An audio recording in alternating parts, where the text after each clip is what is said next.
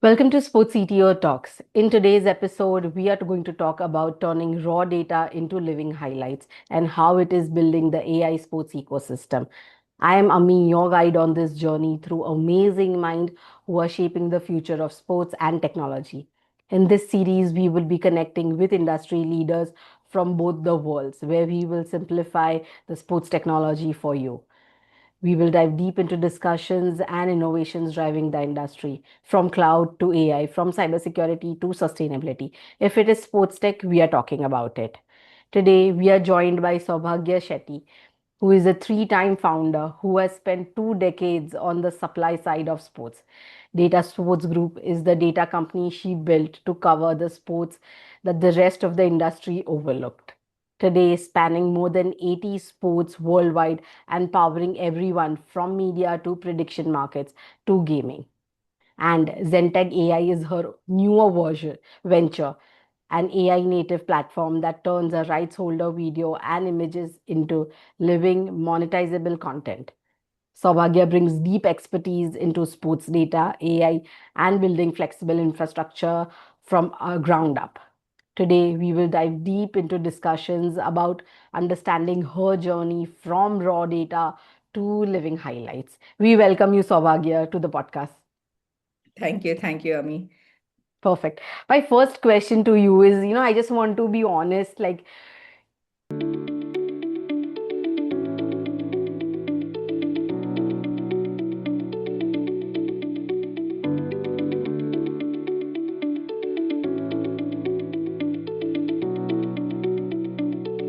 you are a three-time founder and everything is in sports. Like, when I look back and when I just keep on scrolling your LinkedIn, your company. So, what surprises people? You have not grown up dreaming about sports. So, how did you end up spending 2 decades into it and what pulled you in? I'll, if I give you a very unromantic truth, it was a necessity. Okay. I needed a job, and sport is where I landed in. So there was no grand plan or, like no dream job or so. So one thing I knew about myself was you give me anything, I'll learn it. So I learned the sport, the rules, where the data came from, and that's how, it started, the shift started. And for me, the major shift started when I stopped seeing the games, the matches, and I started seeing what's underneath that. Like the puzzle felt more interesting for me rather than the sport itself. So that's where the curiosity came in first, and the love for the sport came in later, and the rest is history, I guess. Absolutely. So,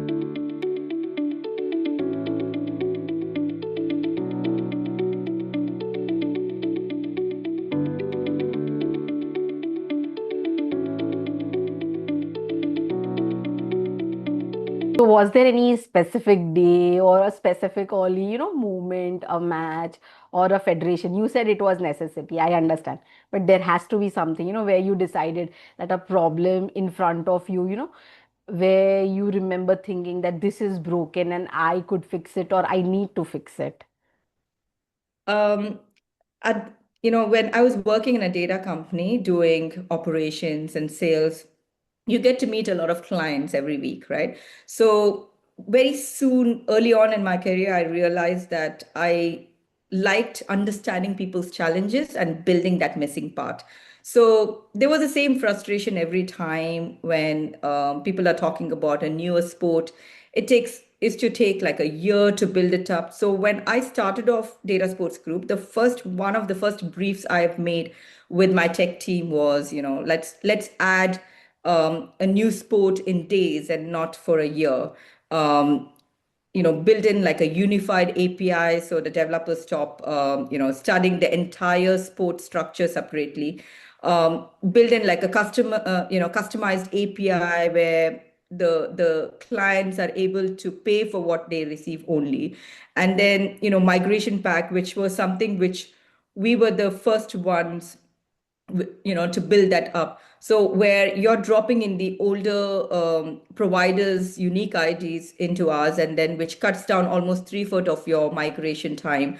So these are the things which, like I thought was kind of broken, especially because most of the traditional data providers had a very old architecture built in, so flexibility was not a thing.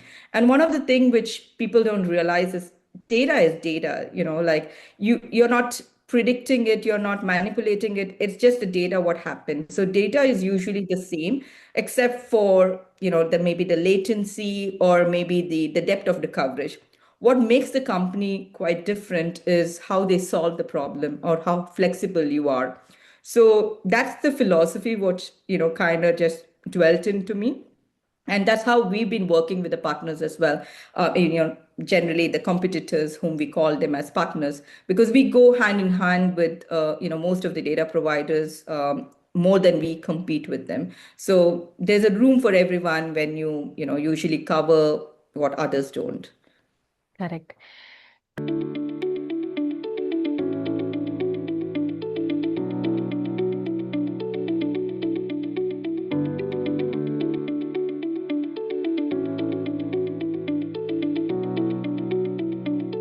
Two decades, Saubhagya, is a very long time, to stay into a particular industry.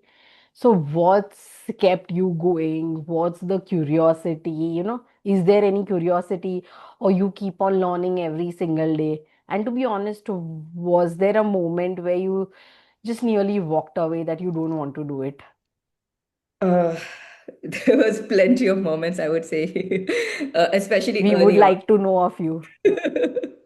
Yeah, I mean, generally, early on, right, the conferences, you would see barely young women, walking in, and usually when there are young women, they are usually hired to stand on the stands, on the booths with costumes. So initially, it was always like the question, do I fit in here? And that kind of a dilemma also made me stop networking for a while. So, it was quite difficult initially when you start off.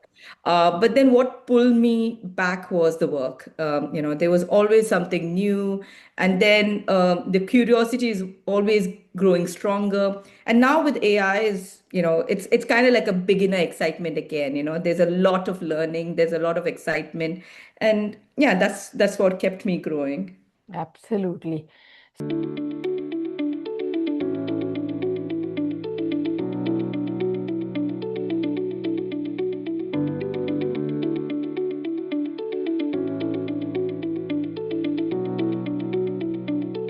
So you started the data company in a world, where already there are a lot of data companies. So what was the gap? What you were trying to cover, and what made you go like, it's no, there is no room, completely different one, and you actually turn up needing that, yeah, I have to build this. Um, the first initially was the belief. Like as a data provider, I wanted to have the belief and the ability to cover any sport, and that's something which I always wanted. So if you call yourself a data provider, you should at least have that ability, not just cover like 5 or 10 sports. And usually the bigger players, it was kind of very crowded with the top 10 or top 15 sports, right? So what we did was we built the opposite, Mm, where we built all these unique sports, and the federations came to us. They came to mm, us to digitalize their sports. So, for example, an Egypt FA, they came to us handing over all their hard copies and said, could you help us digitalize it? And then there was an African federation like Burkina Faso. They contacted one of our correspondents and they're like, we have no system, could you help us build it? So I mean, obviously those are not the very sexy ones to talk about, but then these are the ones which really matters when you call yourself a data provider, right? You're helping the not only the tier ones, but the tier threes or fours as well. But then also the calls started coming in from the major media companies like Amazon Prime when they got into cycling, or Alexa when they got into the Japan market for sumo or Calci or Polymarket. So we got into a very unique space So from digitalizing from the hard copies to helping the biggest tech companies in the world. So the general thing is when you what I kind of noticed later on is the coverage hole locked in a lot of bigger companies too. So when you don't have the data is when you can't cover it, right? So once you cover it, then the market starts opening it itself, and that's what happened in women football as well. We had quite a major coverage in women football, which nobody wanted initial days, but now we are one of the topmost selling for women football. So that's something which we are pretty proud of as well. Absolutely.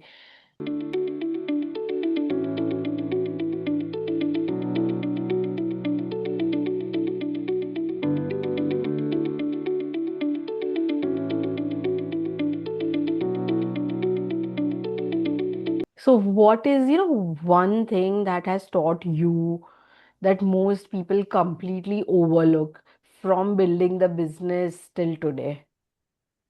Um, this should be my favorite word today. I mean, generally, as of now, is metadata, because Mm. I feel like metadata is something which was overlooked for a very long time. And coming from the data side, I think that's always been my favorite word. But just giving an idea, right? Like your phone. So you have like thousands of photos. And if you just type in like beach 26, 2026, and you will get most of the photos from the beach, right? And that's the invisible tagging what happens, and that's the metadata. So usually the sports organizations, they have decades of matches.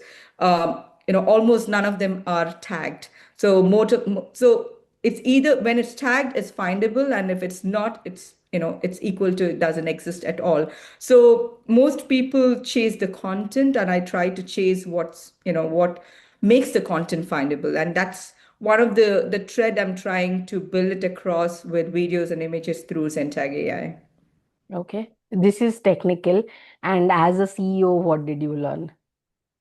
Oh, as a CEO, I learned quite a lot actually, because for me, initially, I feel like whenever something is overlooked, is the most it doesn't have to be usually the most talked about term, right?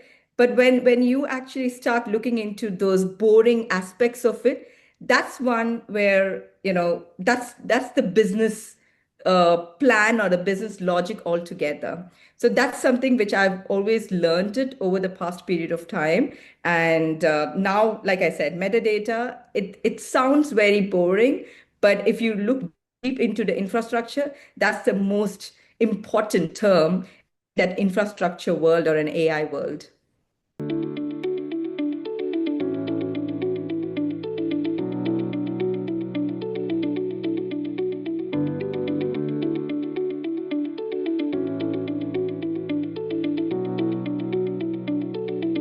Tell us more about Zentag AI. We would like to, understand what is it and what made you build something new and just share something with us. Okay. Let's put it this way, right? Like picture a league, a content team on a Saturday where there are five matches all at once, and then there are photos from 10 different photographers coming in, and then you need like clips being sent out. So there's a lot going on, and there might be quite a lot of different tools what you need to use based on that. So meanwhile, there is also a years of footage which is sitting in your cold storage. What Zentag does is it's an AI native infrastructure where everything comes in one place. So Okay. it watches the footage, it understands the surface, the moments, worth using, and then it generates into different clips. So 100, 200 clips, and then those clips gets generated into highlights, a popular ones, builds into subtitles, localization, and then directly you can also publish it without even switching to any other platform. So it's an inbuilt all entire infrastructure within one platform itself. So what I did was, why I built something new was the fact that I've been seeing this from far from, because we've always been the data suppliers, right? So we've been seeing this for videos and images, but at a certain time you stop watching and start building it, and that's what I did. Absolutely.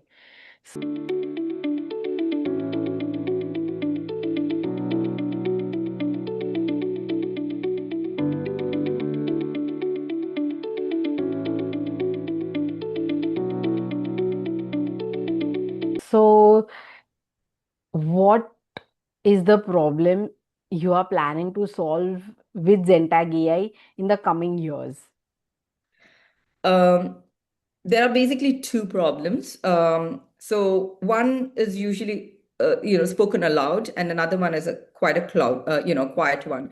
So the first one, the loudest one, is the highlight race, right? So you have the goal scored in minutes and not hours. So for a broadcaster, that's the most important thing, because for them, it's very important that you have the clips or highlights live, because it dies on speed. So the Zentag cuts highlights and then automatically in live to any platform. So it could be any aspect ratio. So, and the clever bit about this has been that when you connect it with the data, it also understands which moment matters. So what could be the possible clip which can go viral. So there are like 100 clips which you can use it multiple times. And then one clip, what is the rating of it? So we have a certain rating system as well within the platform. So that gives you an understanding of what could be a better, or a better sorry, what could be a good video to go viral, right? So the quiet one is generally the archive one. So here I usually like to like give an example, because this is a real-time example of my son. So when my son was born, right? Like I started tagging literally every photo perfectly. So for 3 months, I just went on tagging everything. Then life happened, and during the first birthday, you wanted to make this a beautiful album you promised yourself, which never happened. So because every time when I was thinking about it, I was dreading more on, and I was getting this anxiety just thinking about digging on those photos, right? Because there's so much of photos that you have to go through it. So the same thing happens to the rights holders. It's the same guilt, right? Except they have decades of footage, whether it's videos or images. And that's something which we're trying to help and problem solve. And data can tell you what happened in that year or during that time. But Zentag is able to create that album for you or create that highlight for you. And that's what Zentag can do, what data alone can't. Correct.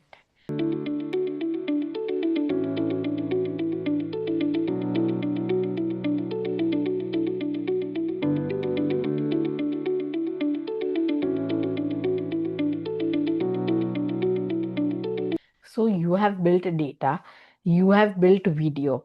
That starts to sound less like two products and more like an ecosystem.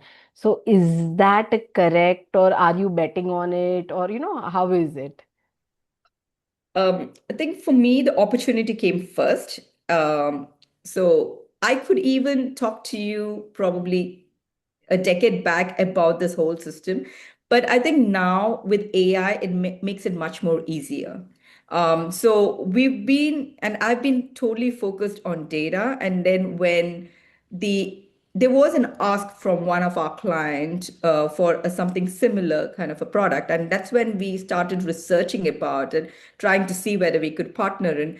And as a builder, I saw a gap, and then it was like, okay, now I think it's high time that we get into this whole ecosystem of from data to video to images, and that's how the whole workflow has been, like we built in as well. So the entire system has been trained on the workflow. It understands the sport, the logic of the game.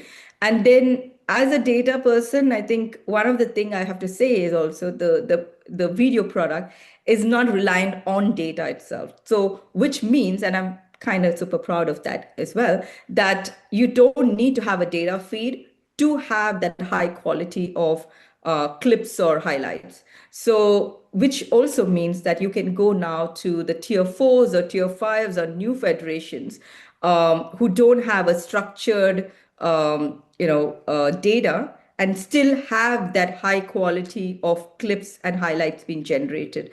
So what happens when you have the data is it becomes an enrichment layer. So for much richer metadata or much richer semantic search within our platform. But if you don't have the data, that does not stop you from having that high broadcast quality clips or highlights. The only difference would be then how the match was filmed. So the technology is no longer the barrier. It's just about the broadcast quality, how that is being built. Correct.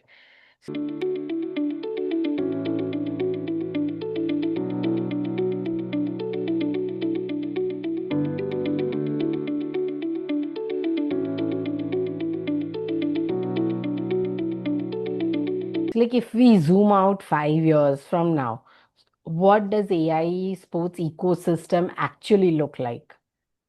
Okay, 5 years from now, is it? Um, Interesting. Because So everyone is talking about this year, everyone. yeah. So let's put it this way, like a social, like a club content manager. He types in one sentence, like every comeback within this ticket, right? Or every comeback win this ticket. So cut for social, write it in Spanish, and have this in 1:1 ratio, and all of this is ready in 5 minutes. I think that is something which I would see it. So more like an LLM where you're typing in and you get all those images or videos, but within that infrastructure, what we have built in. So that's something which I see that being the future. So I feel then the barrier between a tier one or a tier three or four is it just becomes quite lesser because the flex is no more the technology. The technology, the tool becomes a bare minimum. I think more would be the barrier would be more on adoption than the technology. So the push for me as a builder would be more of knowledge transfer, that what the tool could do, rather than just the tool and here the tool is right. So that's something where I would see more of adoption of the 5 years from now. Okay.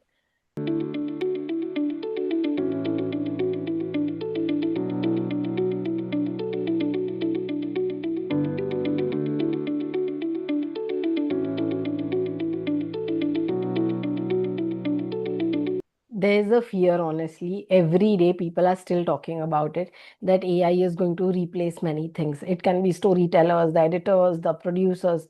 So, where do you land?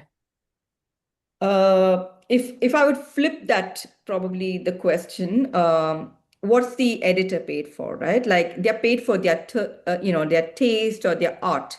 So they're not paid for scrubbing the videos at around like 2 a.m. Doing that mechanical work of searching, logging in, that actually takes and drains 95% of their time. So, what AI can do is it can take that part away. And what the editors can do is then concentrate and focus on that 5% where that taste stays for human, because that's something AI can't replace, the taste, that emotions, what you could build in. So it's not like fewer storytellers. I think it would be like storytellers are free to do that 5% of that work and cover more of like 10x more, sorry, 10x more sport.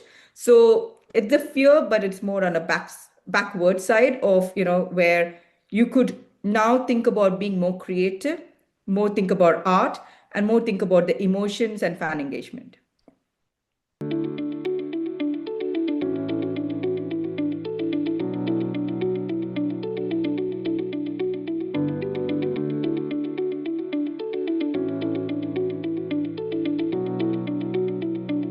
So, where do you see most people get wrong, about the right holders, working with the right holders? Sorry.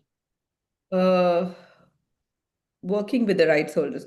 The first important thing I feel like working with rights holders is people think they are commercial people, and they're not. I remember one instance where last year when I went to Madrid, one of the Spanish club member told me this, that getting a sponsor is easy, but retaining them is hard because they expect us to give them as much as visibility possible, and we are not social media people.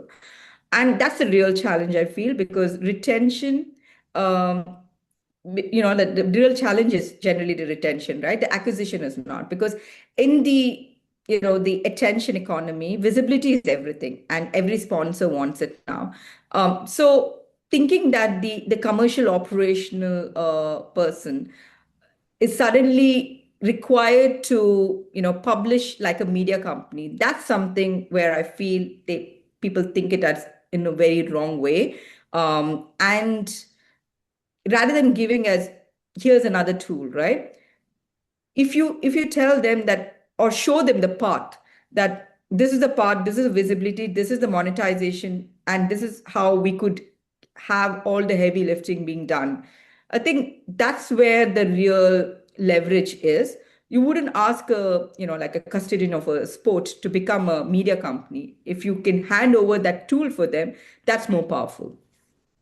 Okay.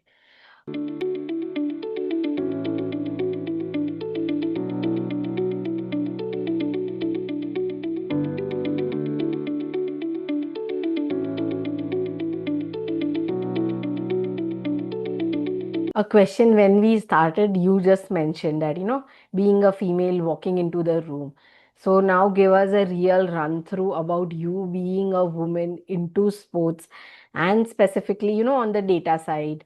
How is it? Is it challenging? Are you underestimated? Or people give you the equal eye when you walk into the room, even today?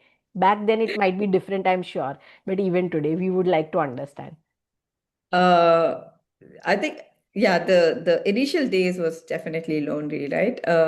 What turned, let me, like, I don't want it to sound also like, there was nothing or no helping offered, right?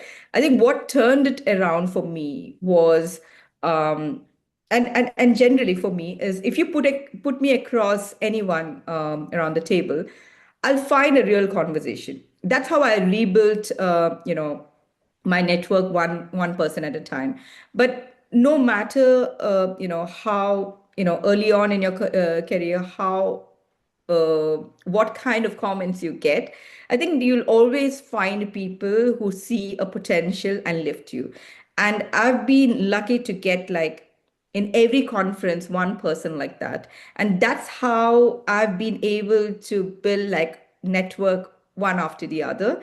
And there's always a work in progress then, like, because the industry is learning now to welcome women. It wasn't then. I've got the most unusual and weirdest of comments initially, but then gradually it just, I mean, it's changing now. If you go to any conference, you see a lot more people. Like, I met one of the AI member of NVIDIA, and she's a woman. And there's someone in Meta, and she's a woman. So there's a lot of like people, women being welcomed into the space. But at the same time, it's still a learning. It's still a work in progress. But the direction is right, though.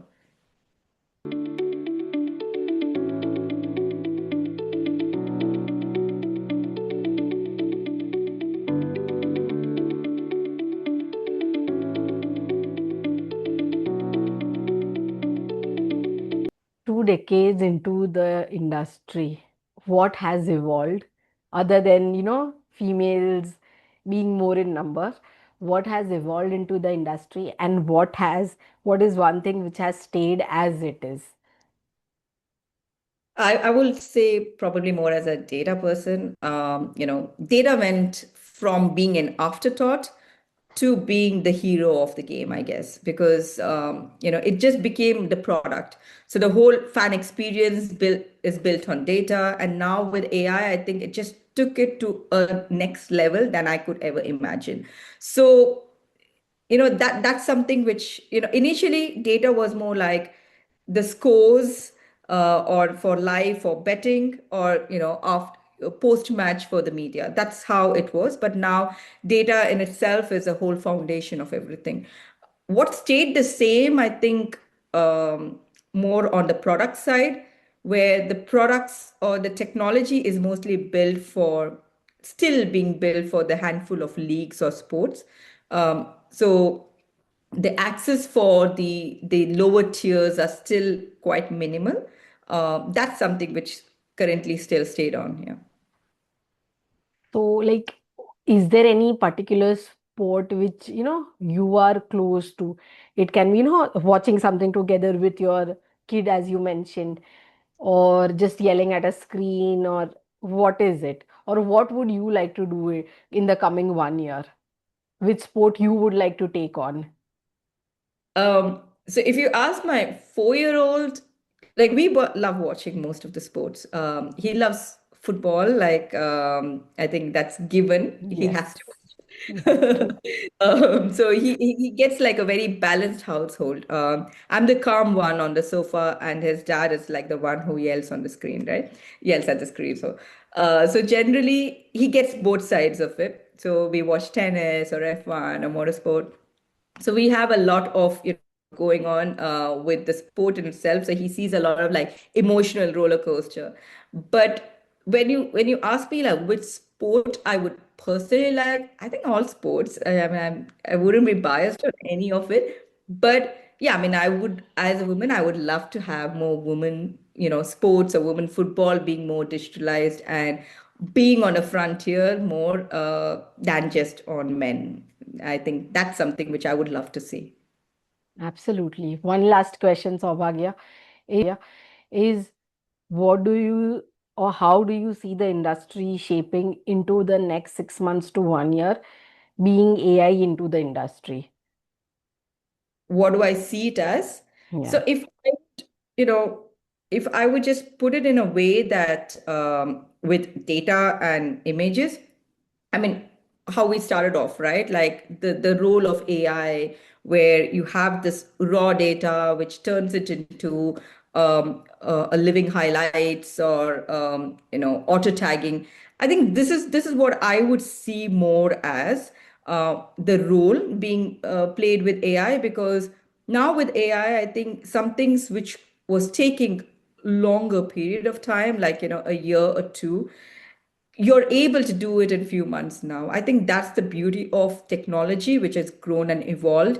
And I'm not a technical person myself, but I love understanding the whole, the core and foundation of it, because uh, I'm, I love solving it, right? So I love knowing what's out there and how we could better the system or the infrastructure. So that's what I would see it as, where from the AI, how the raw data turns that into, from the metadata, turns that into a highlight or turns that into auto tagging or clipping it, all of it.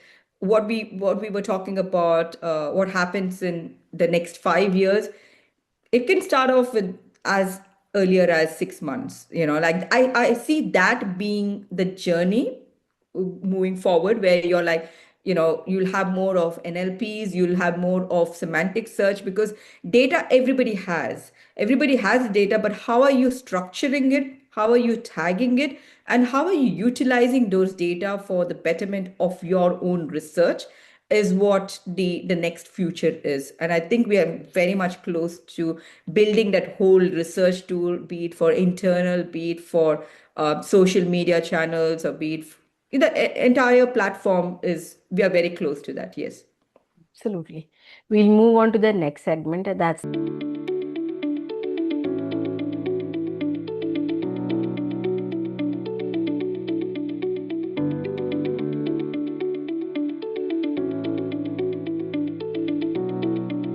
That's the rapid fire round.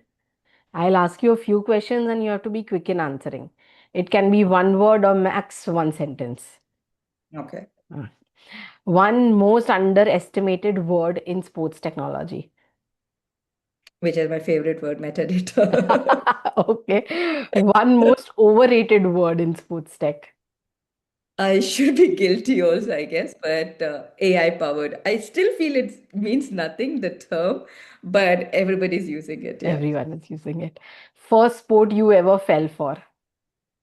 Um, First sport I ever fell for was football. I have a very unusual story as well because I grew up watching cricket, right? So, and back then it was like 50 overs, which means like 8 hours. You're watching it for 8 hours, like the whole day. And then suddenly I just came across football, which ended in 90 minutes, and I was like, wow, this is amazing. And that's how my love for the sport happened because of the duration. And then gradually I just fell for it. Honest answer. Data or video, the real foundation. Data, of course, Co- always. Absolutely. Coffee fuels the building or building fuels you.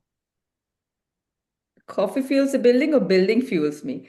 I would say neither. Like, I would have a third answer for it, the third option. If my 4-year-old wakes up with zero tantrums, that beats any coffee.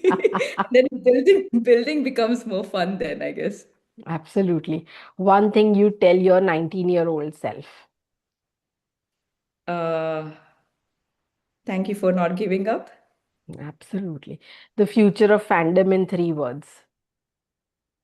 Personal, instant, everywhere. Last one, build it or buy it. Uh, Build what's missing and partner the rest. Perfect. We'll move on to the next segment. You will have to just answer one question into 30 seconds.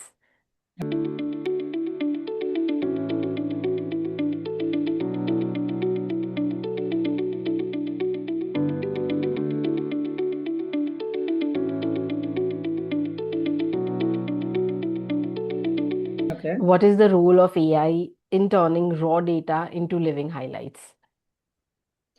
Okay.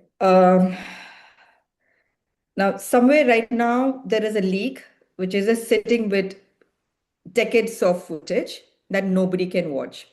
So now the whole tragedy, AI can finally fix it. It takes the raw data and the dead archive in your cold storage and turns it into highlight and builds it into real monetization tool, which was but generally which was just sitting out in a cold storage. So, and the other best part would also be now the technology is not only for the top tier ones or just a few leagues. It's for every sport, every federation finally gets to tell the story, their own story. So the raw data goes in, the living stories come out for everyone. Perfect. Thank you, Saubhagya, for joining us today and sharing wonderful insights. Thank you so much for having me. So, everyone, let's stay connected for more understanding about sports and technology. Please share this episode with all the people who are interested in more understanding about data and Zentag AI. If you're building something new or exploring ideas or strategies, let's connect in the chat section. Saubhagya or me will definitely reply to you. That was Saubhagya sharing her insights on today's episode. We will meet in the next episode next week. Until then, stay curious, stay inspired, keep exploring.